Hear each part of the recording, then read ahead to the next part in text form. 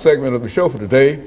The topic is the Ben Mathis story, life after life. And of course we have Pastor Walker and Mr. Mathis here to talk about some of the issues that are faced by individuals who have been incarcerated and are released. And of course, let's see if we can start off with you, Pastor Walker, by having you to give us some information relative to individuals who, the kind of issues that they face once they out of the system, in the system as well. Right. Let me first, I just wanted to clarify, Ben had made a statement about, bringing people into the institution and stuff like that.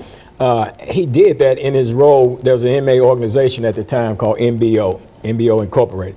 And he did that in his role as the president of that particular organization. Now, there was an organization that we did it, and one time we got a state charter, went ahead and got it as a 501c3 organization as well.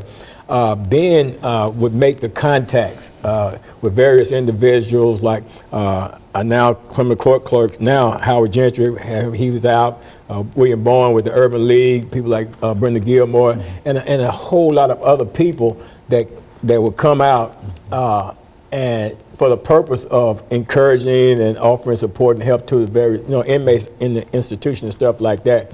So in that role, he functioned in that particular capacity within the prison system. So and that's what was impressive about Ben, because he always worked toward helping the other inmates while he was inside the prison system. And and of course, that hasn't changed now since he's gotten out. He's connected with a group called the Dirty Dozen. And they go around, they speak to various groups of youth and stuff like that in various settings concerning the prison system. There was one time out there when we used to I used to bring in groups of youth for tours of the prison system, and Ben was involved in that as well.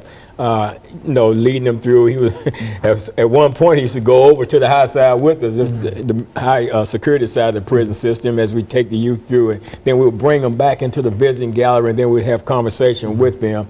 Myself, Ben, and some of the other inmates out there, they would have a conversation with the youth in terms of trying to deter them from coming into the prison system.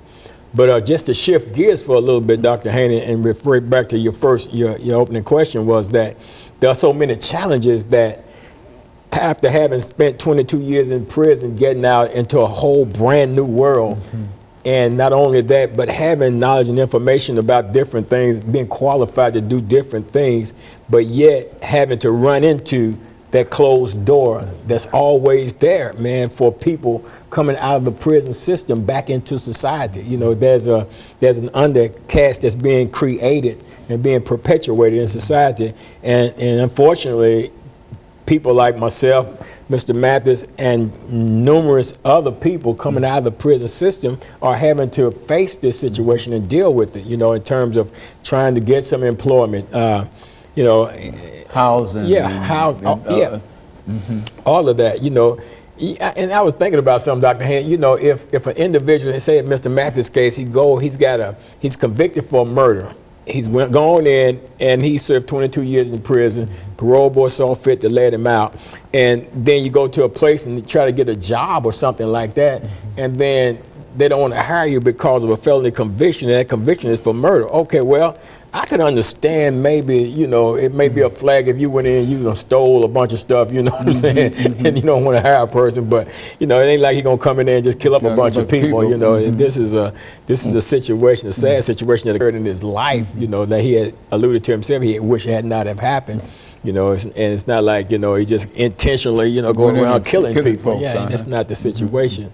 Well, Ben, what would you say to young people? Because, especially our youth, we're having so many problems in terms of gang violence, gun violence, and et cetera, et cetera. What could you say to them in reference to trying to deter some of their activities? Well, Dr. It's like Pastor Walker said, I'm involved with the Dirty Dozen, and we go out to different schools and churches and stuff. We talk to the youth all the time, and that's one of my ways of giving back by being with these children. And what I tell them all the time is to listen to your parents, because they're not going to lead you wrong.